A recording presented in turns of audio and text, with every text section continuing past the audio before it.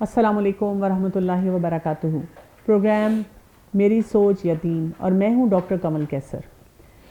ناظرین، آپ کے ساتھ شیئر کروں گی کہ ایمان اور یقین کی کمزوری کی وجہ سے ہم پہ 3 طرح کی مصیبتیں ٹوٹتی ہیں۔ پہلی مصیبت، ہم مخلوق کی قوت سے متاثر ہوتے ہیں اور اس سے خوف اور امید رکھتے ہیں، اور کیا ہوتا ہے اس کا اینڈ رزلٹ کہ اس کے ذریعے اللہ تعالیٰ ہمیں ذلیل کر دیتے ہیں۔ وہ مخلوق، نمبر 2، وہ مخلوق جو اپنے اور دوسرے کے لیے کسی نفع اور نقصان کے مالک نہیں ہیں، ہم روزانہ جا کر ان کا دروازہ کھٹکھٹاتے ہیں اور اینڈ رزلٹ کچھ بھی حاصل نہیں ہوتا۔ نمبر 3، ہم خالق اور قادر ہر چیز کے مالک اللہ سے اعراض کر لیتے ہیں اور خوف اور امید کا تعلق جو ہے اس سے ختم کر دیتے ہیں۔ تھوڑی دیر کے لیے ان 3 عوامل کے بارے میں سوچئے اور بتائیں ہمارے حالات کیسے بہتر ہو سکتے ہیں کہ وہ رب جس کے پاس قدرت ہے، جس کے پاس خزانے ہیں، ہم اس سے اپنے تعلق کو مضبوط نہیں کرتے۔ تو الحاد ایک ایسی بیماری ہے، ایتھیزم ایک ایسی بیماری ہے جس میں انسان کی ایسی ہی کیفیت ہو جاتی ہے۔ آج ہم بات کریں گے 2 طرح کے طرز زندگی اور ان کا موازنہ اور ان میں کیا کیا امپیکٹس ہوتے ہیں۔ میرے ساتھ موجود ہیں اسامہ، جنہوں نے ایتھیزم پہ بہت کام کیا ہے، دعوت کے میدان میں بھی بہت سالوں سے کام کر رہی ہیں اور جانی پہچانی شخصیت ہیں۔ السلام علیکم ورحمۃ اللہ وبرکاتہ۔ وعلیکم السلام ورحمۃ اللہ وبرکاتہ۔ جی، آپ سے میں یہ جاننا چاہوں گی کہ جب ہم بات کر رہے ہیں، لوگ بات کرتے ہیں 2 نظریے کی، 2 قومی نظریے کی، لیکن میں آپ سے بات کرنا چاہ رہی ہوں کہ یہ جو آئیڈیالوجی ہے 2 طرح کی، کیا انسان کوئی آئیڈیالوجی نہیں رکھ سکتا اپنی زندگی میں؟ اور اگر کوئی آئیڈیالوجی رکھتا ہے تو اس کے کیا کیا اثرات ہوتے ہیں اور اس کو کیسی آئیڈیالوجی اپنی زندگی میں رکھنی چاہیے؟ کس کے بارے میں کیئرفل ہونا چاہیے؟ دیکھیں، آئیڈیالوجی ہی تو انسان کو ڈیفائن کرتی ہے۔ صحیح۔ جو انسان کی آئیڈیالوجی ہوگی، جس کو آپ عقیدہ کہتے ہیں یا نظریہ کہتے ہیں، صحیح، تو وہی آپ کے عمل میں آئے گا، وہی آپ کی روٹین میں آئے گا، وہی آپ کے تمدن میں آئے گا، ہر طرف وہی نظر آئے گا۔ اب اس کی اگر ہم قرآن سے مثال لیں تو میں فرعون اور موسیٰ علیہ السلام کی مثال آپ کو دوں گی کہ وہ پوری کی پوری قوم جو تھی، فرعون اور اس کی قوم، تو وہ کیوں اتنا گھبرا گئے تھے موسیٰ علیہ السلام سے اور ان کے پیغام سے کہ فرعون نے ان سے کہا کہ یہ اس لیے آئے ہیں دونوں، موسیٰ علیہ السلام اور ہارون علیہ السلام، تاکہ تم لوگوں کا یہ جو مثالی طریقہ زندگی ہے یہ جو ہے یہ چھین لیں، یہ ختم کر دیں اور یہ ایک اور لائف سٹائل لے آئیں۔ کیونکہ فرعون کو موسیٰ علیہ السلام کے پیغام میں فوراً سمجھ آ گئی تھی کہ یہ سارا زد جو پڑ رہی ہے یہ ہمارے اس لائف سٹائل کے اوپر پڑ رہی ہے۔ بالکل صحیح۔ دوسری مثال جو ہے وہ آسیہ علیہ السلام کی میں آپ کو دوں گی کہ ان کا جو اللہ تعالیٰ سے جو دعا تھی، رب ابن لی عندک بیتا فی الجنہ، کہ یہ گھر میں نے چھوڑا، یہ لائف سٹائل چھوڑا، فرعون کے محلات چھوڑے، یا اللہ تو مجھے جنت میں ایک گھر دے دے، اور پھر یہ کہ میں فرعون اور اس کے عمل سے میں باز آئی، مجھے نہیں چاہیے۔ تو وہ بھی انہوں نے بھی لائف سٹائل ٹوٹل ایک دم اپنا چینج کیا۔ اور تیسرے اسی فرعون کی قوم ہی کے جادوگر، جو کہ ایک وقت پہ ایک آئیڈیالوجی رکھتے تھے اس کو فرعون کو پلیز کرنے کی اور اس کے مقرب بننے کے لیے تڑپ رہے تھے، اور جو ہی انہوں نے حق دیکھا اور حق کو پہچان لیا تو ان کا لائف سٹائل، ان کی آئیڈیالوجی چینج ہوئی تو ساتھ ہی ان کا سارا لائف سٹائل چینج ہو گیا۔ صحیح۔ تو اس کا مطلب ہے کہ اپنی آئیڈیالوجی پہ بہت زیادہ نظر رکھنے کی ضرورت ہے۔ اور آپ جب بتا رہی تھی تو میرے دماغ میں ایک ٹرمینالوجی آ رہی تھی جو کہ آج کل جو ہے بہت سے جیسے کارپوریٹ ورلڈ کر رہے ہیں اور جسے کہتے ہیں نا کہ ان گیدرنگز ان میں بہت یوز ہوتی ہے، اس کو ہم کہتے ہیں پیراڈائم۔ لوگ بات کرتے ہیں کہ let's look from this paradigm, یا بات کی جاتی ہے پیراڈائم شفٹ کی۔ اور اس میں کیا ہوتا ہے، پیراڈائمز کیا ہوتے ہیں کہ میرے اندر کی سوچ، اور کہا یہ جاتا ہے کہ جو آپ کے دماغ میں سوچ ہوتی ہے جس کو ہم نظریہ بھی کہتے ہیں، اسی کے مطابق آپ محسوس کرتے ہیں اور اسی کے مطابق آپ کے ایکشن ہوتے ہیں۔ بلکہ کئی دفعہ جب ہم پیرنٹ سے بات کرتے ہیں تو میں ان کو یہی سمجھاتی ہوں کہ آپ سارا دن ایکشن، نماز پڑھو نماز پڑھو نماز پڑھو، لیکن ان کی تھاٹ میں اللہ نہیں ہے، سوچ میں اللہ نہیں ہے. میکینیکل ہی نماز بھی بالکل میکینیکل, وہ پڑھنا نہیں چاہتے اس لیے. اسی طرح محسوس نہیں کر رہے, اپنا عبد ہونا محسوس نہیں کر رہے. تو آپ ان 2 ایریاز پہ کام کریں تو آپ دیکھیں گے کہ کیسے ان کے اندر وہ تبدیلی آنی شروع ہوگی جو کہ مقصود ہوتی ہے. بالکل کندھے جھک جاتے ہیں, نرم پڑ جاتے ہیں. بالکل. اچھا یہ میں جاننا چاہتی ہوں کہ اگر ایک انسان کسی خاص وہی پیراڈائم میں رہتا ہے یا ایک خاص نظریے کے ساتھ رہتا ہے, جبکہ اس کو ایک لاجک بھی دیا جا رہا ہے, اس کے سامنے حقائق بھی آ رہے ہیں, تو ایسے شخص کے بارے میں آپ کیا کہیں گی؟ اور وہ نہیں مان رہا. اور وہ نہیں مان رہا.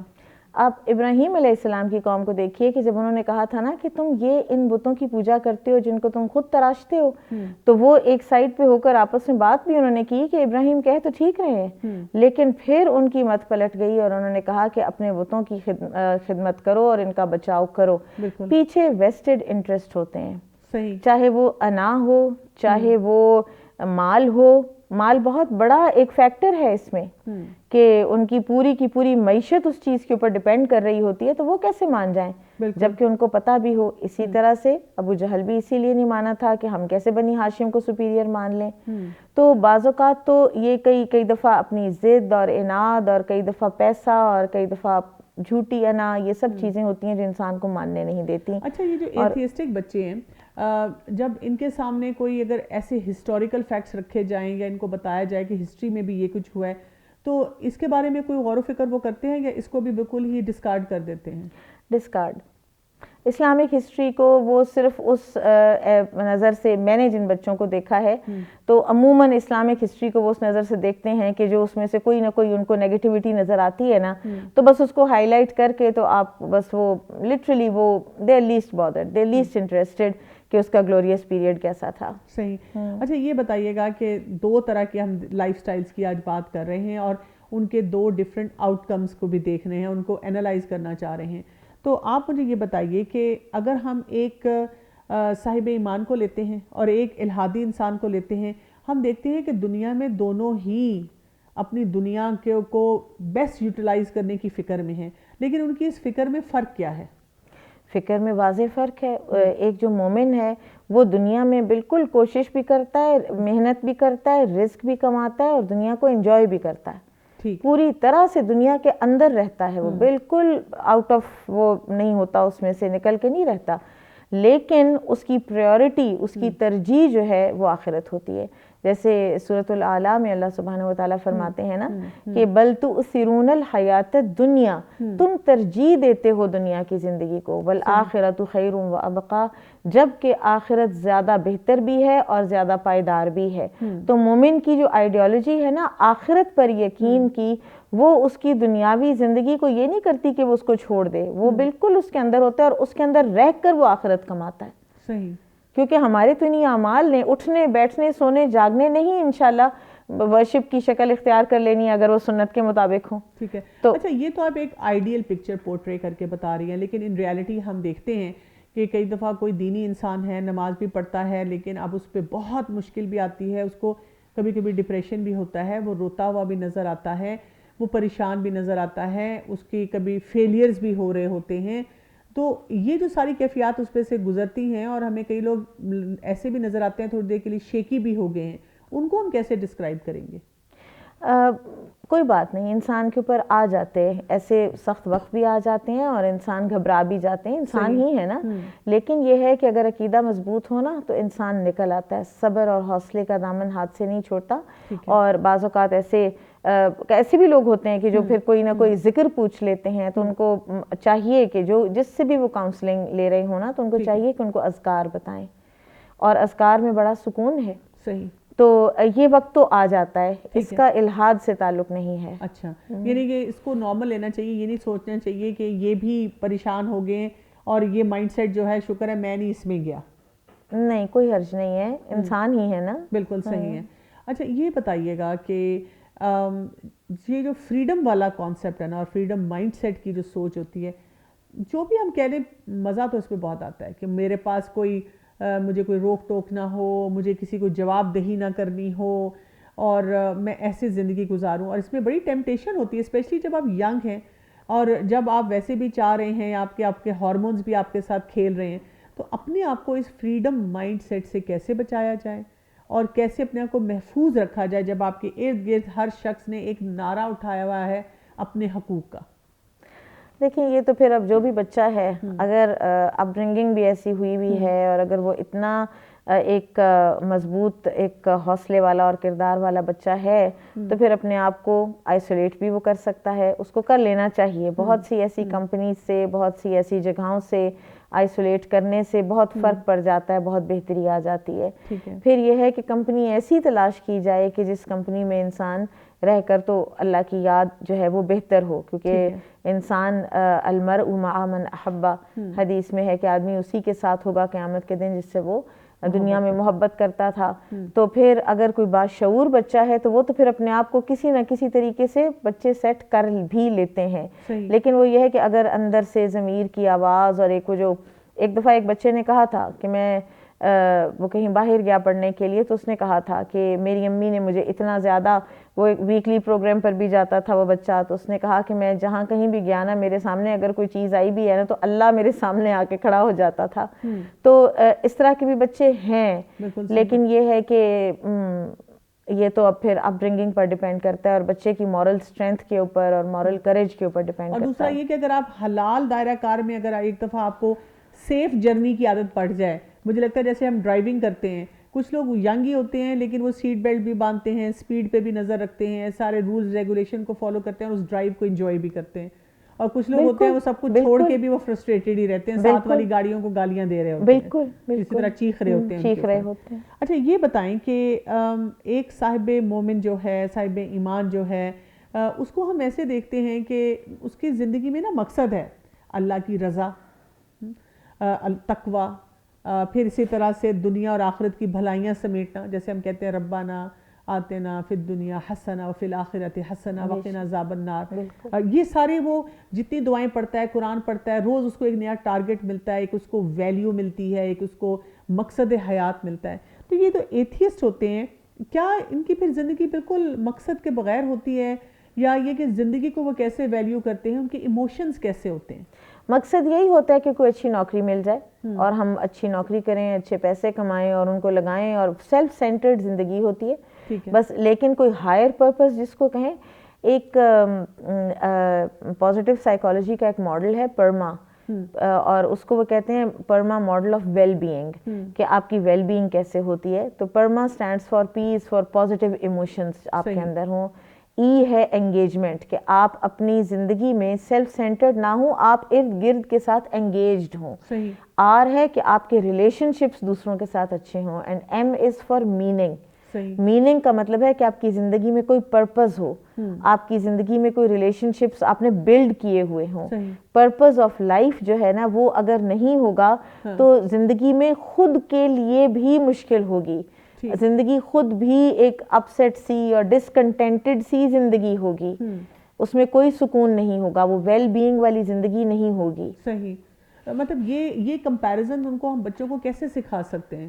کیا شروع سے سکھانا چاہیے؟ یہ شروع سے سکھانا ہے، بالکل شروع سے سکھانا ہے. جو ذمہ داری ہے نا پیرنٹس کی، وہ حدیث یاد کر لیجئے کہ ہر بچہ دین فطرت پر پیدا ہوتا ہے. چاہے وہ آج پازیٹیو سائیکالوجی آج کسی ماڈل کو بنائے چاہے نہ بنائے، یہ ساری چیزیں ہماری فطرت کے اندر اللہ تعالیٰ نے ڈال کے بھیجی ہیں. تو اس کے والدین ہیں جو اس کو یا یہودی بناتے ہیں، یا نصرانی بناتے ہیں، مجوسی بناتے ہیں. تو والدین نے اگر محنت نہ کی بچے کے اوپر تو بچہ تو کسی بھی لائن پر چلا جائے گا. بالکل آپ صحیح کہہ رہی ہیں. یہاں پہ ناظرین لیں گے ایک شارٹ بریک، اور بہت انٹرسٹنگ گفتگو جاری ہے، اور واپس آ کے مزید کچھ سوالات کریں گے. ہمارے ساتھ رہیے گا.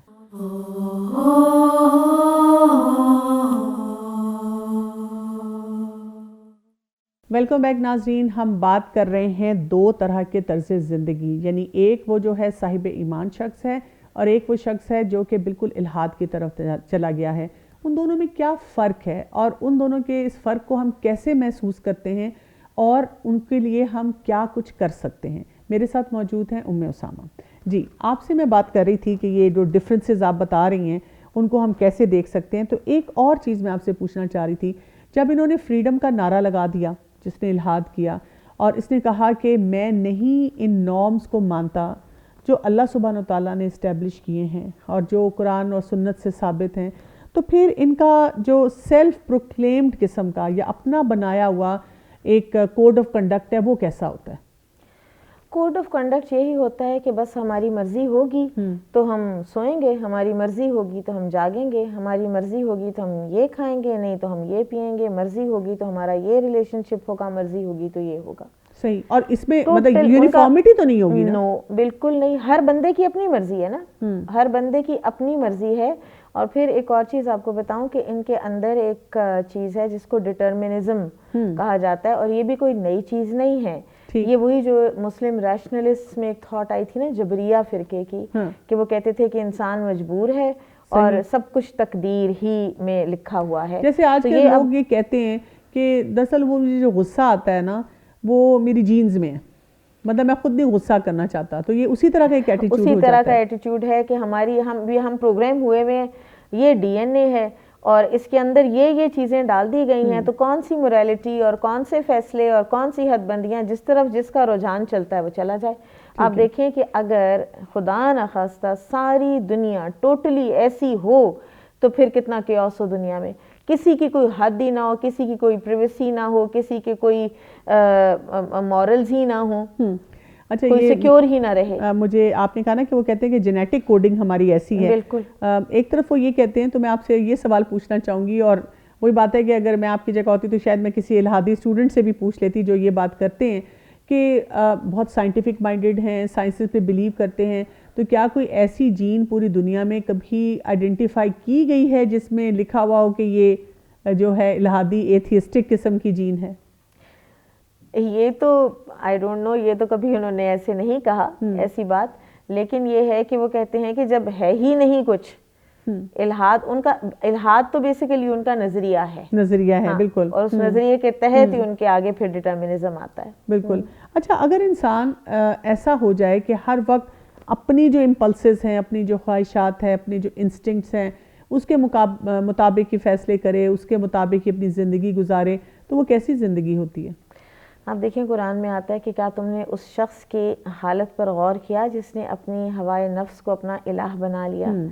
تو اس کی حالت پر غور کریں نا تو یہ ایک اشارہ ہے اس طرف کہ اس کی ذرا زندگی دیکھو کہ کیسی ہوئی پڑی. ٹھیک ہے، کہ وہ کیسی زندگی گزارتا ہے. کیسے امپلسز اور انسٹنکٹس کو ایسا شخص فالو کرتا ہے؟ جو اس کے دل سے اٹھتا ہے، جو وہ نفس امارہ اسپیشلی اندر نفس لوامہ بھی تو ہے نا، ٹھیک ہے، اس کی نہیں وہ سنتا، وہ بس نفس امارہ کی سنتا ہے. اور نفس امارہ جو ہمیں پتہ چلے سورہ یوسف میں آتا ہے نا کہ ان النفس لامارۃ بالسوء، کہ یہ جو نفس امارہ ہے نا یہ بار بار اکساتا ہے برائی کی طرف. اب سو برائی کچھ بھی ہو سکتی ہے. ٹھیک ہے، لیکن بیسیکلی نفس امارہ ڈرنکنگ، الکوہول، ریلیشن شپس، ٹھیک ہے، ایکسٹرا میرٹل، پھر اسی طرح سے وہ بہت زیادہ ڈیفینڈ کرتے ہیں اس چیز کو کہ ہماری مرضی، ہم جس کے ساتھ جو ریلیشن شپ رکھیں اور جیسا بھی رکھیں. پھر جینڈر ڈسکریمنیشن کا ایک ورڈ انہوں نے بڑا ایک نعرہ پکڑا ہوا ہے. صحیح. وہ اس بات سے تو مجھے بڑی حیرت ہوتی ہے، ہم بلیو نہیں کرتے. میں نے کہا بیٹا آپ بلیو نہیں کرتے نا تو اس کا یہ مطلب نہیں ہے کہ وہ ہے نہیں. And it is not gender discrimination, it is gender difference. بالکل. آپ نے اس کو نام ڈسکریمنیشن دے دیا ہے. آپ اس کو ٹرائی ٹو انڈرسٹینڈ کہ ہر کسی کا اپنا اپنا دائرہ کار ہے، مرد کا الگ ہے، عورت کا الگ ہے. جو بلیور ہوتا ہے اس کو بھی تو انسٹنکٹس اور امپلسز ہوتی ہیں، اس کی بھی تو خواہشات ہیں، اس کا بھی کبھی کبھی ایک دم دل چاہتا ہے یہ کرنے کو، یہ نہ کرنے کو. ایک لڑکا جو صاحب ایمان ہے، وہ کالج یونیورسٹی میں پڑھ رہا ہے، اس کو بھی تو کوئی لڑکا یا لڑکی دیکھنے میں اچھا لگ سکتا ہے، اس کا بھی دل چاہ سکتا ہے کہ جیسے مرضی میں لباس پہنوں، جو مرضی کھاؤں. اس کی بھی خواہشات ہیں. وہ کیسے ان پہ کنٹرول کرتا ہے؟ وہ حدیں جو ہے نا، ہاں، کہ اللہ کی حدیں ہیں اور ان کے قریب بھی نہ جاؤ، وہ اس کے اندر انسٹل ہوئی ہوئی ہیں. صحیح. وہ اس کی گھر سے ہوئی ہوئی ہیں. ٹھیک ہے. اور سب سے زیادہ گھر سے ہوتی ہیں یہ چیزیں. صحیح. اور پھر اس کی کمپنی سے بھی ہوئی ہوئی ہیں اور تربیت سے ہوئی ہوئی ہیں. تو وہ بچہ جو ہے وہ بہرحال پھر آپ دیکھیں آپ کی اپنی سوسائٹی کے اندر کیسا کیسا نوجوان ہے جو دائی ہے. صحیح. اور کس کس ایج کے لڑکے ہیں جن کو دیکھ کر آنیسٹلی رشک آ جاتا ہے. صحیح بات کہہ رہی ہیں کہ یہ بچے اس جوانی میں، بالکل، وہ جو عرش کے سائے تلے 7 طرح کے لوگ ہوں گے، ان میں سے ایک وہ ہے کہ جس کی جوانی عبادت میں گزری، اللہ کی فرما برداری میں گزری. ایسا لڑکا، اب نام نہیں ہم لیتے، لیکن بہرحال یہ جو سرکل ہے سارا، جس میں اللہ کے دین کو پھیلانے کی ساری کوشش کی جا رہی ہے، کیسا کیسا ینگ لڑکا موجود ہے، بالکل موجود تو ہے. ان کی کوئی اپبرنگنگ ہوئی بھی ہوگی، اور اگر یا انہوں نے خود پڑھا ہے دین کو اور خود کانشیسلی وہ اس کی طرف آئے ہیں، جو بھی ہوا ہے. لیکن یہ بچے ایسے ہیں کہ جو اگزامپل سیٹ کر کے دے رہے ہیں آپ کو کہ اس معاشرے میں ینگ لڑکا سروائیو کر سکتا ہے اپنی رائچسنس کے ساتھ اور اپنی آبرو اور عزت کی حفاظت کر کے. بالکل صحیح آپ کہہ رہی ہیں. اچھا، اسلام میں انسانی زندگی کی بہت ویلیو ہے، اور ہمیں اسلام ایسی زندگی گزارنے کے لیے کہتا ہے جس میں ہم صرف اپنے لیے ہی نہ سوچیں بلکہ اپنے ہر فیصلے کے ساتھ یہ سوچیں کہ کتنے لوگ افیکٹیز ہیں، کتنے لوگوں پہ اس کے اثرات جا رہے ہیں. کیا ایتھیسٹ بھی ایسے ہی سوچتا ہے؟ رچرڈ ڈاکنز جو ہے نا، جو ایتھیزم کا اس وقت سب سے آگے لیڈر ہے، وہ کہتا ہے کہ ہم کیا ہیں، ہمارا ہیومن ایمبریو ہے، تو کیا اس کا یہ مطلب ہے کہ صرف ہیومن ہے تو اس لیے اس کی قدر کرو؟ We are just but few cells. تو اگر کوئی خاص طور پر کوئی کسی میں میوٹیشن ہوئی بھی ہے اور کوئی ایسا ریٹارڈڈ آپ کو نظر آ رہا ہے، تو اس کی تو پھر کوئی بھی قدر نہیں ہے. وہ تو اس سے تو بہتر کوئی فلان جانور اور فلان جانور ہے جو کہ ذرا زیادہ کوئی ایون وہ نام لیتا ہے ڈاگز اینڈ پگز کا، اس کی کتاب میں لکھا ہے، اس نے یہ بات لکھی ہے باقاعدہ. تو ہیومن جو لائف ہے نا، اس کی کوئی ویلیو پھر ان کے ہاں نہیں رہتی. وہی بات جو سروائیول آف دا فٹیسٹ کی ہوئی تھی نا، پھر یہ ذہنیت صرف یہاں تک نہیں رہتی ہے کہ اگر کوئی میوٹیشن والا ایمبریو ہے تو اس کو نکال دو، ابارٹ کر دو. یہ ذہنیت پھر یہاں تک جاتی ہے کہ فلان نیشن کو ختم کر دو، فلان لوگوں کو ختم کر دو، تاکہ ہمارا فائدہ ہو جائے، تاکہ ہم اپنی زندگی بہتر گزار سکیں. اچھا، یہ جو اتنی لمبی ہم نے چین آج پڑھ لی ہے کہ وہ یہ کرتے ہیں، وہ یہ نہیں کرتے ہیں، اور وہ ایسے ہیں، وہ ایسے ہیں، جو کہ فیکچول بات ہے، حقائق پہ مبنی بات ہے. تو مجھے یہ لگتا ہے کہ کیا، اور آپ نے ایک دفعہ ذکر بھی بیچ میں کیا تھا کہ ان کے اندر سوسائڈ ریٹ بھی زیادہ ہوتا ہے. تو کیا یہ اپنی زندگی کو جب وہ ویلیو نہیں کریں گے تو وہی بات ہے، زندگی ختم کرنا بھی ان کے لیے کوئی بہت بڑی بات نہیں رہے گی؟ وہ کہتے ہیں کہ ہماری زندگی ہے نا، ہماری مرضی، ہم جو چاہیں کریں. اور آپ دیکھیں کہ وہ کتنی زبردست وہ ایک حدیث ہے کہ جو اس سے انسان کو پیچھے ہٹا لے گی کہ جو خودکشی کرتا ہے تو وہ قیامت کے دن تک اسی آلہ قتل سے اپنے آپ کو بار بار قتل کرتا رہے گا. اگر کسی نے چھری سے کیا ہے، اگر کیسے بھی کیا ہے، پہاڑ سے گر کر کیا ہے، تو بار بار اس سے گرتا رہے گا، اور قیامت کے دن اس کو سزا اس کی دی جائے گی، اس کو آگ میں ڈالا جائے گا. اچھا، ایسی حدیث سن کے بہت سے ینگسٹرز ہیں، میں نے دیکھا ہے کہ بہت پٹ آف ہوتے ہیں، اور وہ یہ کہتے ہیں کہ وہ بیچارہ تو ذہنی طور پہ پریشان تھا، اس کی سوچ مفلوج ہو چکی تھی، اور اسی وجہ سے اس نے مایوسی کی حالت میں خودکشی کی. اس میں اس کا کیا قصور ہے؟ اور میں ہمیشہ لوگوں کو کہتی ہوں کہ ایک سٹینڈرڈ بات جو میں نے قرآن اور حدیث پڑھ کے سیکھی ہے، اگر اللہ سبحانہ وتعالیٰ نے قرآن اور حدیث سے ہمیں بتایا ہے، وارن کیا ہے کہ اس پہ کوئی سزا ہے، یا اس پہ محاسبہ ہے، اس پہ اکاؤنٹیبلٹی ہے، اس کا مطلب ہے اس میں ہمارا کوئی نہ کوئی حصہ ہے، کوئی نہ کوئی کام ہم اس میں کر رہے ہیں، غلط یا صحیح، تو وہ مسئلہ ہو رہا ہے. اور آگے اللہ جانے اور اس کا بندہ جانے. لیکن بہرحال ایک بات ضرور ہے کہ اگر سوسائٹی میں کسی میں سوئسائڈل ٹینڈنسیز نظر آ رہی ہیں تو ارد گرد کے لوگوں کو فوراً اس میں انوالو ہو جانا چاہیے. بالکل. اچھا، اس میں جو ہے میں نے ابھی ریسنٹلی ایک سیمینار اٹینڈ کیا تھا سوسائڈ پہ، تو ناظرین کی انفارمیشن کے لیے، کیونکہ وہ بہت بینیفیشل تھا. اس میں انہوں نے ایک ٹرائنگل بنا کے ہمیں سکھایا تھا کہ وہ جو ٹرائنگل کی بیس ہوتی ہے نا، سب سے پہلے اس میں فیکٹرز ہوتے ہیں. مثلاً کسی کو بہت سے معاملات سے ڈیل نہیں کرنا آتا، ایموشنل اسٹیبلٹی اس میں نہیں ہے، زندگی کی ویلیو نہیں ہے، اس کے علاوہ غصہ مینیج نہیں ہوتا، سٹریس مینیج نہیں ہوتا، اس کے علاوہ گھر کے تعلقات اچھے نہیں ہیں، ڈس فنکشنل فیملی، یعنی لمبی لسٹ ہے جو آج کل ہم بہت سارے چیلنجز اور ایشوز دیکھتے ہیں. اب ان فیکٹرز کے ساتھ کیا ہو رہا ہے، ایک اوپر چلے جاتے ہیں، ایک سٹیپ اس کا ٹرائنگل کا، اس میں کیا آ رہا ہے کہ اب ان سے ڈیل نہیں کرنا آتا، اس نے کچھ سیکھا نہیں ہے. ایک سٹیپ اوپر چلے جاتے ہیں اس سے، اب اس کی سیلف اسٹیم بہت زیادہ لو ہو رہی ہے. سیلف اسٹیم لو ہوئی، سیلف ورتھ لو ہوئی، اس نے سوچا میں کسی قابل نہیں ہوں، میری زندگی کوئی ویلیو نہیں رکھتی کسی کے لیے. اب ایک سٹیپ آگے جاتا ہے، اس کو کہتے ہیں کہ سوسائڈل آئیڈیشن، آئیڈیاز آنے شروع ہو جاتے ہیں. وہ ایسے الفاظ کا استعمال کرتا ہے، اگر میں مر جاؤں تو کیا فرق پڑے گا، میرے ہونے نہ ہونے سے کسی کو کوئی ضرورت نہیں ہے میری، میں ورتھ لیس انسان ہوں. اور اس قسم کے جملے بولتے بولتے کئی دفعہ وہ گھر والوں کے سامنے بولتے ہیں، کئی دفعہ وہ اپنے فرینڈز کے سامنے ایسی باتیں کر رہے ہوتے ہیں. اور کرتے کرتے کیا ہوتا ہے کہ اب اس سے اوپر کے سٹیپ پہ جاتے ہیں جس میں وہ آئیڈیاز بنانا شروع کر دیتے ہیں. مثلاً اگر کسی ٹال بلڈنگ پہ ہیں تو وہ سوچتے ہیں اگر اس سے چھلانگ لگائی, برج ڈھونڈتے ہیں, گھر میں کوئی ایسی چیز ڈھونڈتے ہیں, کوئی ویپن ہے, کوئی طریقہ ڈھونڈتے ہیں, اور پھر فائنلی اگر تب تک ان کو کہیں روکا نہ جائے, اور یہ سٹوری اوور نائٹ نہیں ہو رہی ہوتی, یہ سال ہا سال پہ بھی چل سکتی ہے, چند مہینوں پہ بھی چل سکتی ہے, آہستہ آہستہ انسان کی پرسنالٹی میں آتی ہے, اور فائنلی پھر وہ لوگ جو ہے وہ سوئسائڈ کمٹ کرتے ہیں. تو اگر ہم دیکھیں کہ یہ لوگ جو سوئسائڈ کی طرف جا رہے ہوتے ہیں, اور خاص طور پہ پھر اگر الحادی ہیں, تو آپ دیکھیں کہ ان کی پوری لائف میں جو آپ چینجز بتا رہی ہیں اس میں بہت بڑے بڑے فیکٹرز ہیں, بڑے بڑے. اور آپ دیکھیں کہ بعض اوقات غصہ بھی سوئسائڈ کا محرک بن جاتا ہے, اور ایک دم جیسے ہسبینڈ سے غصہ ہوا تو بچے پکڑے, خود آئے اور نہر میں چھلانگ لگا دی. ہاں جی بالکل. دیکھیں, اور یہ کہ پچھلوں کو ہم سبق سکھائیں, تو جو اگلی زندگی, اور یہ ایک بہت ضروری بات ہے سمجھنا کہ سوئسائڈ سے آپ کے مسائل حل نہیں ہوں گے, نہ دنیا کے نہ آخرت کے, بلکہ آگے آپ فوراً ایک دوسرے ریلم میں پہنچ کر ایک اور مسئلے کا شکار ہو جائیں گے. بالکل, بہت اہم نقطہ آپ کا, اس سے بھی ہم آگے گفتگو کو جاری رکھیں گے.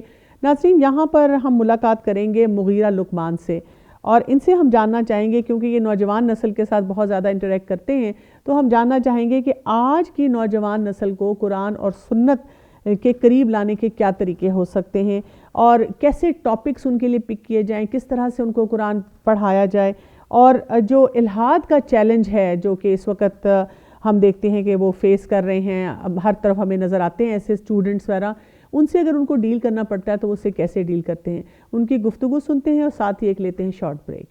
السلام علیکم ورحمۃ اللہ وبرکاتہ. میں سب سے پہلے تو شکریہ ادا کرنا چاہوں گا ڈاکٹر کنول کیسر کا, انہوں نے مجھے اپرچونٹی دی اور میری رائے انہوں نے جاننا چاہی. دیکھیں, سب سے پہلے الحاد کے بارے میں ایک دو پوائنٹس ڈسکس کرنا چاہتا ہوں آپ کے ساتھ. جو بنیادی بات میں آپ کے سامنے پیش کرنا چاہتا ہوں وہ یہ ہے کہ ہمیں سب سے پہلے الحاد کے کازز, یعنی ایتھیزم جو بہت زیادہ سپریڈ ہو رہا ہے وائڈلی ہماری یوتھ میں, اس کے جو ہے کازز سمجھنے کی ضرورت ہے. میں 4 بنیادی کازز آپ کے سامنے رکھنا چاہتا ہوں, and I think these are very important, کیونکہ بعض اوقات ہم لوگ اس کو اس انداز سے ٹیکل نہیں کرتے اس ایشو کو جس طریقے سے ہمیں یہ ٹیکل کرنا چاہیے, اور بعض اوقات پھر کیا ہوتا ہے کہ we try to make ourselves look intellectual, بہت زیادہ انٹلیکچوئل بننے کی کوشش کرتے ہیں, جس کی وجہ سے بعض اوقات ہم دوسرے کو امپریس تو بہت کر دیتے ہیں لیکن سولوشن کی طرف نہیں جاتے. جو ایتھیزم ہے, جو الحاد ہے, خاص طور پہ یوتھ کے اندر, خاص طور پہ میں پاکستانی یوتھ کی بات کروں گا, اس کے بنیادی طور پہ 4 بڑے ریزنز ہیں. The first and the primary reason کہ کیوں ایتھیزم اتنا زیادہ سپریڈ ہو رہا ہے ہماری یوتھ میں, اس کی ایک بہت سمپل سی ریزن ہے, وہ ہے فیشن, یا پھر ویسٹرن کنٹریز یا ویسٹرن جو سو کالڈ انٹلیکچوئلز ہیں ان سے متاثر ہونا. انفارچونیٹلی بہت لوگ سمجھتے ہیں کہ یہ کوئی انٹلیکچوئل فتنہ ہے, کوئی بہت زیادہ اس کا تعلق علم اور سائنس کے ساتھ ہے, کیونکہ عام طور پہ وہ لوگ آپ کو فور فرنٹ پہ نظر آتے ہیں ایتھیزم کے, جو لوگ سائنسز جنہوں نے پڑھی ہوتی ہیں, یہ جو سو کالڈ اپنے آپ کو انٹلیکچوئل سمجھتے ہیں. لیکن انٹرسٹنگ بات میں آپ کو یہ بتاؤں, میری انٹریکشن اور بہت زیادہ اسٹڈی کرنے کے بعد میں اس نتیجے پہ پہنچا ہوں کہ بہت سی یوتھ صرف ایتھیزم اس لیے اڈاپٹ کر کے بیٹھی ہے بیکاز وہ سمجھتے ہیں کہ یہ فیشن ہے اور اس سے وہ بہت کول لگیں گے, بہت اچھے لگیں گے, بہت پڑھے لکھے لگیں گے. اور اسی لیے کئی ایسے دائز اور کئی ایسے ایکسپرٹ جو ان لوگوں کے ساتھ ڈیل کرتے ہیں وہ کہتے ہیں کہ اگر یہ آج بلیک لوگ جو ہیں بجائے گورے اور ویسٹرن کے بجائے افریقن کنٹریز کے کوئی لوگ یہ تھیوریز پریزنٹ کرنا شروع کر دیں ایتھیزم کی, تو یقین کریں یہ سب لوگ جو ہیں وہ اس سے دور ہو جائیں گے, کیونکہ وہ اس کو ظاہر ہے وہ اس طریقے سے وہ متاثر نہیں ہوتے یا کر پاتے دوسروں کو. تو پہلا ریزن جو ہے الحاد کا میں سمجھتا ہوں وہ یہ ہے کہ فیشن یا پھر ویسٹرن کنٹریز سے متاثر ہونا, اور ان لوگوں سے متاثر ہو کے بس شو آف کرنے کے لیے, اپنے آپ کو دکھانے کے لیے یہ ساری چیزیں اڈاپٹ کرنا تاکہ بہت انٹلیکچوئل نظر آئیں. دوسری ریزن یوتھ جس کی وجہ سے ایتھیزم کی طرف بہت زیادہ انکلائنڈ ہے, وہ سمپل سی بات یہ ہے کہ وہ آزادی چاہتے ہیں, وہ اللہ تعالیٰ سے آزادی چاہتے ہیں, وہ مذہب کی بندش سے آزادی چاہتے ہیں, وہ چاہتے ہیں ہمیں کوئی روک تھام نہ ہو, ہم ٹریڈیشنز کو چیلنج کریں, آپ ڈوگماز کو چیلنج کریں, ہم اپنی روایات کو چیلنج کریں, اور ہم جو من میں آتا ہے وہ کریں اور اپنی مرضی پوری کریں. سیکنڈ بہت بڑا ریزن جو ہے وہ صرف یہ ہے الحاد کا, اس کے پیچھے کوئی انٹلیکٹ, کوئی بہت زیادہ فلسفی یا راکٹ سائنس نہیں ہے.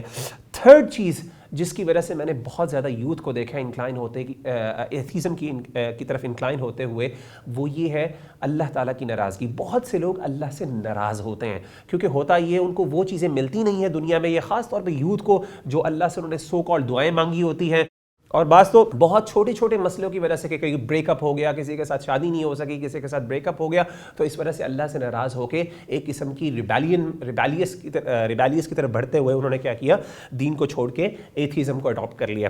اور چوتھی چیز جس کو میں تھوڑا 1 یا 2% ویٹیج دیتا ہوں وہ یہ ہے کہ وہ شبہات, جو ڈاؤٹس ہیں انٹرنیٹ میں, اور اس طرح کے سو کال جو سائنٹسٹ ہیں جو کہ ایتھیزم کو پروموٹ کرتا ہے, ان کے ڈائلاگ سے اور ان کے آرگیومنٹ سے متاثر ہو کے بعض اوقات لوگ 2%, صرف 2% میں سمجھتا ہوں یوتھ ایسے ہیں جو کہ انکلائن ہوتے ہیں ایتھیزم کی وجہ سے, کسی علم کی وجہ سے, ورنہ باقی میجورٹی 98% ان کے کوئی پرسنل ایشوز ہوتے ہیں, وہ اللہ سے ناراض ہوتے ہیں, کوئی دعائیں پوری نہیں ہوئی ہوتی, یا پھر مذہب سے آزادی چاہتے ہیں, یا پھر صرف شو آف کے لیے, فیشن, انگلش بولنے کے لیے اور سائنٹسٹ سو کالڈ سائنٹزم سے امپریس ہو کے وہ یہ ایتھیزم اڈاپٹ کر رہے ہوتے ہیں.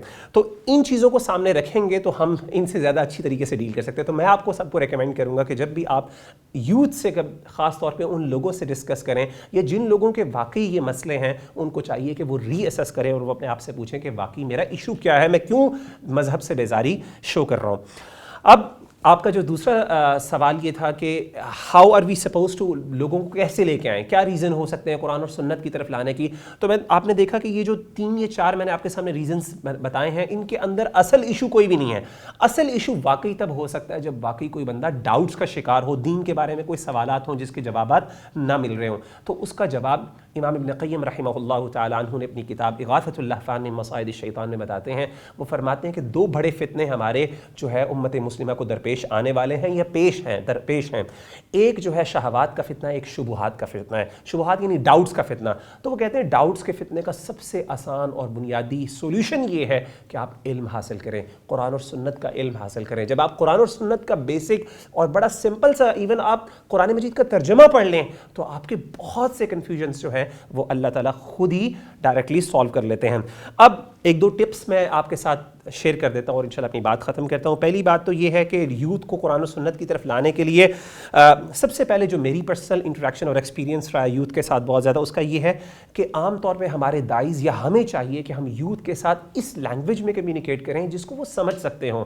اگر ہم ان کے ساتھ کوئی بہت ادبی لینگویج یا بہت علمی یا خطیبانہ انداز کے اندر گفتگو کریں گے, they won't be able to relate with ourselves. So better کہ اس انداز میں بات کریں, وہ ایگزامپلس, وہ جارگنز وہ یوز کریں جو کہ وہ سمجھتے ہوں, جو ان کی کامن لینگویج کے اندر جو ہے وہ استعمال کی جاتی ہیں. تو that's one of the ways. Second ways یہ ہے کہ ٹاپکس ایسے ہوں جو یوتھ کو اٹریکٹ کریں. ایسا نہ ہو کہ آپ کوئی بہت زیادہ علمی, کوئی بہت فلسفیانہ, یا پھر اہمیت, یا پھر ایسے ٹاپکس جس سے یوتھ کو تھوڑا سا دباؤ اپنے اوپر محسوس ہو. ایسے ٹاپکس کے بجائے آپ آغاز میں ایسے ٹاپکس رکھیں جس سے یوتھ بہت زیادہ اٹریکٹ ہوتے ہیں.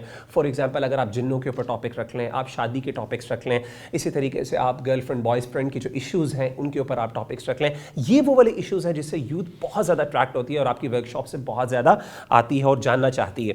اسی طریقے سے ورک شاپ کا جو سٹائل ہو وہ خطیبانہ نہ ہو, وہ لیکچرز نہ ہو, کیونکہ آپ کو پتا ہے کہ ہماری ماڈرن یوتھ کا جو اٹینشن سپین ہے وہ بہت چھوٹا ہے. تو اس کے لیے ضروری ہے کہ آپ انٹریکٹیو ورک شاپس ہوں, ڈسکشنز ہوں, کوسچن آنسرز ہوں, ورک شاپ سٹائل کے اندر لے کے چلیں جس میں بچوں کو بھی بولنے کا موقع ملے, یوتھ کو اپنی بھڑاس نکالنے کا موقع ملے, اور آپ بھی کچھ ان کا سن سکیں. اور آخر میں جو سب سے امپورٹنٹ چیز وہ یہ ہے کہ رول ماڈلز کریٹ کریں, ایسے لوگوں کو پریزنٹ کریں, ایسے داعیز کو آگے لے کے آئیں جو یوتھ سمجھے کہ ہاں یار یہ بھی میری طرح کا بندہ ہے, یہ بھی نوجوان ہے, یہ کوئی عالم نہیں ہے, اس کے درمیان اور میرے درمیان میں کوئی بہت فاصلہ نہیں ہے, میں بھی اس کی طرح ہو سکتا ہوں, یہ بھی میری زبان بولتا ہے, یہ بھی میری انٹرسٹ رکھتا ہے اور میری طرح کا ہی بندہ ہے. تو رول ماڈلز اپنے جب آپ پریزنٹ کریں گے تو اس انداز سے یوتھ خاص طور پہ قرآن اور سنت اور دین کی طرف آئے گی اور اپنے ڈاؤٹس کو کلیئر کر کے ایتھیزم سے اپنے آپ کو بچا سکتی ہے. تو دیٹس آل. جزاک اللہ خیر for giving me this opportunity. السلام علیکم ورحمۃ اللہ وبرکاتہ.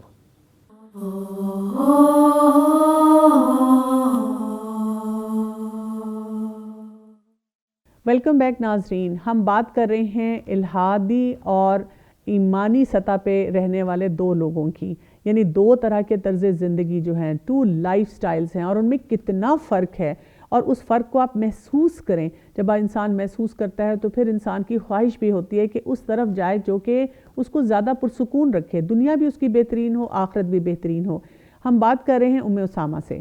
جی میں آپ سے یہ پوچھنا چاہوں گی کہ یہ جو سارے لائف سٹائل میں ہم نے دیکھا, مجھے نظر یہ آ رہا ہے کہ جو صاحب ایمان انسان ہوتا ہے کیونکہ وہ اپنے فریڈم کو صحیح استعمال کر رہا ہوتا ہے، اپنی خواہشات کو، اپنے چیلنجز کو، اپنے مقصد کو، دنیا کو، آخرت کو، یعنی ایک لمبی لسٹ ہم مرتب کر سکتے ہیں. اس میں اس کے اندر ایک خیر خواہی کا جذبہ آ جاتا ہے. اور اس کے برعکس جو انسان صرف اپنی ذات میں محدود ہو کے رہ جاتا ہے کہ جو کچھ بھی ہے میرا ہے اور جو میں کرنا چاہتا ہوں بس میں اپنے لیے کرنا چاہتا ہوں، اس کے اندر ٹوٹل جیسے ہوتا ہے نا کہ سختی کی، شدت کی ایسی کیفیت نظر آ رہی ہے جس کو ہم عام زبان میں کہتے ہیں ایمپتھی ورسز ایپیتھی. اور یہ دو ٹرمز جو ہیں یہ بڑی اہم ہیں اور اس کی اپلیکیشن کو بھی ہمیں دیکھنے کی ضرورت ہے. بالکل، ہمارا دین جو ہے وہ ایمپتھی کا دین ہے، خیر خواہی کا دین ہے. حضرت ایک صحابی کہتے ہیں کہ ہم نے نبی صلی اللہ علیہ وسلم کے ہاتھ پر بیعت کی کہ ہم ہر مسلمان کے خیر خواہ رہیں گے. صحیح. اور ایک صحابی تھے جنہوں نے پھر ایک کوئی گھوڑا خریدا، تو جتنے کا خرید کے لائے تھے نا، وہ انہوں نے دیکھا کہ یہ اس سے زیادہ قیمت کا تھا، مالک کو پتہ نہیں ہے. اس کو جا کر دوبارہ پیسے دے کر آئے. بیک اینڈ فورتھ جاتے رہے اور کوئی تیسری چوتھی دفعہ ہر دفعہ دیکھتے تھے کہ نہیں، گھوڑا اس سے بھی زیادہ قیمتی ہے. تو اس نے بعد میں پوچھا کہ تم مجھے اتنے پیسے کیوں دے رہے ہو آ کے، میں نے تو ایک دفعہ تمہیں دے دیا تھا اتنا سستا. تو انہوں نے کہا کہ تمہیں پتہ نہیں ہے، ہم نے نبی صلی اللہ علیہ وسلم سے یہ بیعت کی تھی کہ ہم ہر ایک کا خیر خواہ رہیں گے.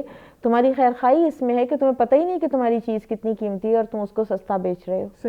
یہ لیول ہے اس خیر خواہی کا کہ جو ہمارے دین میں، جو دین سکھاتا ہے اور جو لوگوں کے اندر آ جاتی ہے، سرایت کر جاتی ہے. پھر وہ ایک لسٹ نہیں دینی پڑتی کہ اس سچویشن میں یہ کرنا، اس سچویشن میں یہ کرنا. وہ بس پھر آپ کا ایک مائنڈ سیٹ بن جاتا ہے اور آپ پھر ہر جگہ پہ ایک دوسرے کی، آپ کیو میں کھڑے ہیں تو بھی کریں گے، آپ جہاز میں بیٹھے ہیں آپ تو بھی کریں گے. لیکن دوسری طرف جو دوسرا ایک رجحان ہے انسینسٹیویٹی کا اور بالکل سیلف سینٹرڈ ہونے کا، سیلفش ہو جانے کا، وہ ہمارے دین کا لائف سٹائل نہیں ہے. وہ جو کوئی بھی اللہ کو نہیں مانتا، اللہ کے رسول کو نہیں مانتا، ان کی تعلیمات کو نہیں مانتا، اس کے اندر یہ جو چیزیں ہیں نا یہ ضرور آتی ہیں. بعض مسلمانوں میں بھی ہوتی ہیں، لیکن وہ اسی لیے کیونکہ ان کی دین سے دوری ہوتی ہے، باقاعدہ دین سے دوری صاف نظر آ رہی ہوتی ہے. آپ دیکھیں نبی صلی اللہ علیہ وسلم نے تو یہ فرمایا کہ تمہارا ایمان اس وقت تک مکمل نہیں ہوتا جب تک کہ تم جو اپنے لیے چاہتے ہو وہی اپنے بھائی کے لیے تم نہ چاہو. صحیح. اچھا، یہاں پہ میں آپ سے ایمپتھی کا اور خیر خواہی کا ایک اور ایسپیکٹ ڈسکس کرنا چاہوں گی. ایک استاد ہے اور اس کو پتہ چلتا ہے، کیونکہ زیادہ بات یہ ہے جو مسئلہ ہے کہ جو والدین ہیں نا ان تک بات بہت لیٹ پہنچتی ہے. بات ہم دیکھ رہے ہیں کہ جو فرسٹ انٹریکشن ہو رہی ہے، اب ایک بچہ ہے جو کہ الحاد کی طرف جا رہا ہے، ایتھیزم کی طرف جا رہا ہے، اور اس کا استاد ہے، اس کو سمجھ آ گئی ہے کہ یہ بچہ جو ہے اس طرف جا رہا ہے. ایک استاد کی یا ایک دوست ہے، اس نے دیکھا اپنے اس دوست کے ساتھ خیر خواہی کیا ہوگی، کیا قرآن اور حدیث سے ہمیں پتہ چلتا ہے. دیکھیں اگر تو اس قابل ہیں کہ وہ خود سمجھا سکیں تو وہ اپنے آپ کو اس کے اندر انویسٹ کریں. نبی صلی اللہ علیہ وسلم کی ایک خوبی جو قرآن میں بتائی گئی ہے وہ یہ ہے کہ ان پر شاق گزرتا ہے کہ تم مشقت میں پڑو. پھر اسی طرح سے سورہ التوبہ کے آخری جو آیات ہیں اس میں نبی صلی اللہ علیہ وسلم کی خوبی بتائی گئی ہے کہ مومنوں کے لیے رؤوف اور رحیم ہے اور خیر خواہ ہے مومنوں کے لیے، حریص علیکم. ان کو یہ لالچ ہے کہ تم لوگوں کی خیر خواہی ہو، تم لوگ ٹھیک ہو جاؤ. اور کس حد کی ہے کہ لعلک باخع نفسک علی آثارہم، کہ وہ تو کفار کے لیے بھی اتنے ہمدرد تھے اور اتنی ایمپتھی رکھتے تھے کہ ایسا تھا کہ اللہ تعالیٰ خود کہتے ہیں کہ شاید اپنے آپ کو ہلاک کر دیں گے اس غم میں کہ یہ لوگ ایمان نہیں لاتے. تو یہ کیسے ہو سکتا ہے کہ ایک مسلم معاشرے میں ایک مسلمان گھرانے کا بچہ، اور وہ اگر سٹرگل کر رہا ہے اور اس کے ذہن میں اگر اس طرح کے ڈاؤٹس آ رہے ہیں اور دوسرے اس کے لیے کچھ سوچیں ہی نہیں کہ یہ اس کا پرسنل میٹر ہے، اس سے بات کریں، اس کو بٹھائیں. استاد تو باپ کے یا ماں کے برابر ہوتا ہے. بالکل صحیح. ان کو چاہیے کہ اپنے ان بچوں کی زندگیوں میں اپنے آپ کو لگائیں، اپنی جان کھپائیں. اچھا، یہاں پہ میں اس حدیث کا ریفرنس دینا چاہوں گی کہ جس میں رسول اللہ صلی اللہ علیہ وسلم نے ارشاد فرمایا کہ جب کوئی تم برائی دیکھو تو اس کو ہاتھ سے روکو، ہاتھ سے نہیں روک سکتے تو زبان سے روکو، نہیں تو دل میں اس کو برا جانو. اور یہ ایمان کا کمزور ترین درجہ بتایا گیا. اگر ہم اس کی اپلیکیشن دیکھیں، ایک دوست ہے، ایک بچہ ہے، اس کا فرینڈ جو ہے وہ الحاد کی طرف جا رہا ہے. اگر وہ اس کو روکنا چاہتا ہے ہاتھ سے تو کیسے روکے؟ مکہ لگائے؟ نہیں، اس کو بڑے پیار سے پکڑ کے پیچھے لے کے آئے. اگر وہ آگ کے دہانے پر کھڑا ہوا ہے تو اس کو بڑے پیار سے پکڑ کے پیچھے لے کر آئے. مطلب ہاتھ سے روکنے کا کہ کوئی ایکشن ایسا کرے, اس کو کسی قرآن کی گیدرنگ میں لے کے جائے, اس کو کسی اسکالر کے پاس لے کر جائے, اس کو کوئی ایسا مٹیریل دے پڑھنے کے لیے جو اس کو ہیلپ کرے. اچھا, اور زبان سے روکنا کیسا ہوگا؟ اس کے ساتھ ڈسکشنز کرے. لیکن اگر اس کا اپنا علم نہیں ہے تو پھر پہلے اپنا علم بڑھانا پڑے گا. پہلے اپنا علم بڑھائے اور آپس میں بات کریں, پھر وہی بات کہ آپس میں بات بھی کریں, اور فَاسْأَلُوا أَهْلَ الذِّكْرِ إِن كُنتُمْ لَا تَعْلَمُونَ. ٹھیک ہے, اور اپنے دل میں ہر وقت یہ سینسٹیوٹی رکھے, بالکل رکھے, کہ بھئی یہ نہ ہو کہ یہ پھر غلط کام کی طرف جا رہا ہے. یہ نہ سوچے کہ کوئی بات نہیں, میں نے ایک دفعہ بات کر لی, میں نے ایک دفعہ ڈسکشن کر لی, بات ختم, میرا ذمہ پورا ہو گیا. ایسا نہیں, دل میں اس کی ایک تڑپ باقی رہے. میں ایک بچے کو جانتی ہوں, تو وہ باہر کسی ملک میں جو ہے وہ پڑھ رہا ہے.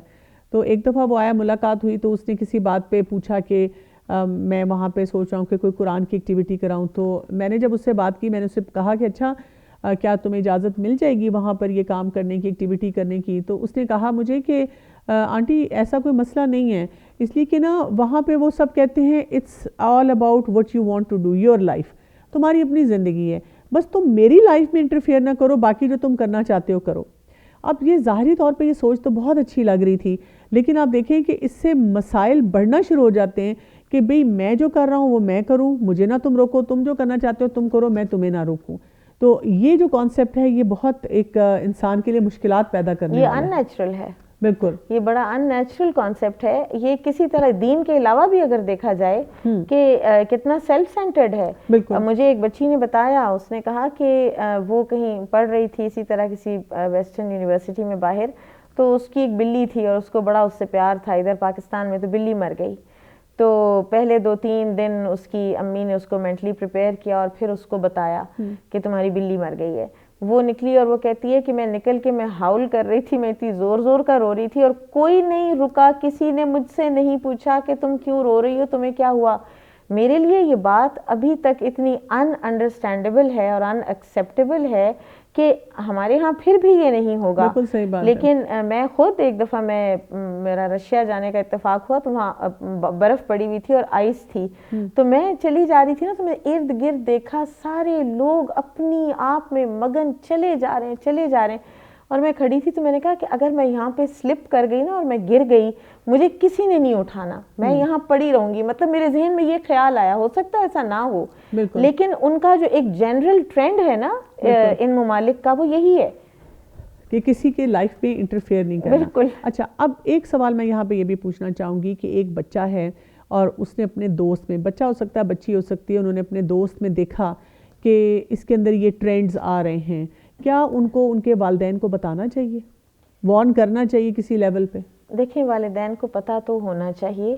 اگر آپ کو پتہ ہے نا کہ والدین باشعور ہیں تو پھر تو مسٹ ہے, پھر تو ضرور بتانا چاہیے, ان کا حق ہے کہ ان کو پتہ چلے. لیکن اگر آپ واقعی ایسا سمجھتے ہیں اور آپ جانتے ہیں کہ والدین نے بہت زیادہ اگریسولی ریئیکٹ کرنا ہے یا انہوں نے مس ہینڈل کرنا ہے, بات اور زیادہ ہاتھ سے نکل جانی ہے, تو پھر آپ کسی ایسے انسان کو, کوئی خالہ, کوئی چچا, کوئی اس طرح کا کوئی فگر جو کہ بات کر سکتا ہو وہ کرے, لیکن اس معاملے کو یوں ہی مت چھوڑیں. یہ سیلویشن کا معاملہ ہے. بالکل, آخرت کا معاملہ ہے, آخرت کا معاملہ کسی کے ساتھ ہماری بھلائی یہی ہوگی کہ ہم اس تک صحیح طرح سے بات پہنچائیں. اچھا, ایمپتھی کی اور خیر خواہی کی ہم بات کریں تو ایک ایپیتھی کا بھی ہم ایسپیکٹ دیکھنا چاہتے ہیں, اور وہ بھی ایک اور اینگل ہے. وہ یہ ہے کہ اس وقت مسلمانوں کے لیے ایک بہت بڑا چیلنج یہ بن چکا ہوا ہے انٹرنیشنل لیول پہ کہ موویز میں, پرنٹ میڈیا میں, ہر جگہ, کیونکہ اسلام کو جس طرح سے پورٹرے کیا جا رہا ہے اور اس کے لیے جتنی ایپیتھی آ رہی ہے, اس کی وجہ سے بھی یہ بچے جو الہادی سوچ کے ہیں وہ پختہ سے پختہ ہوتے جا رہے ہیں. بالکل بالکل ایسا ہی ہے, اور مس انٹرپریٹیشن کی جا رہی ہے اسلام کی, اور جو اسلام نہیں ہے وہ دکھایا جا رہا ہے. آپ دیکھیں کہ پورے کا پورا میڈیا اس میں ساتھی ہے.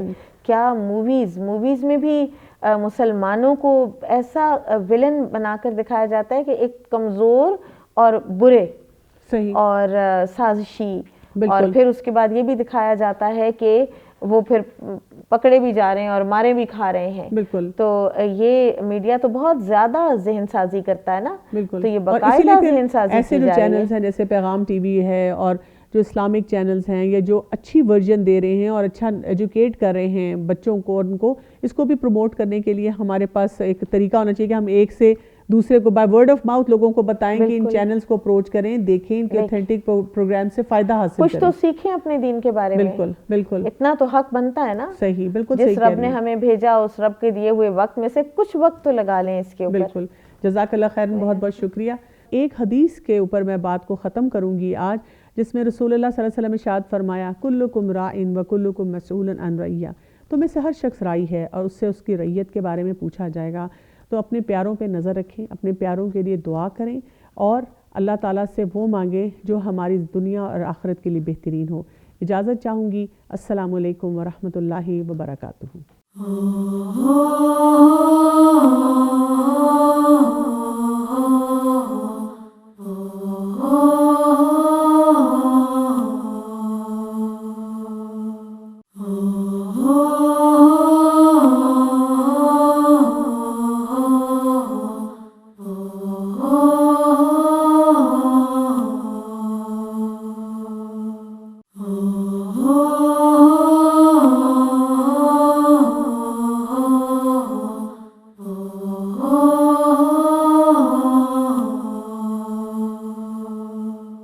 پیغام ٹی وی کے منفرد اسلوب اور مستند معلومات پر مبنی بے شمار دینی اور تعلیمی ویڈیوز دیکھنے کے لیے ہمارا چینل سبسکرائب کیجیے اور ہماری نئی ویڈیوز سے اپڈیٹ رہنے کے لیے بیل آئیکن پر کلک کیجیے.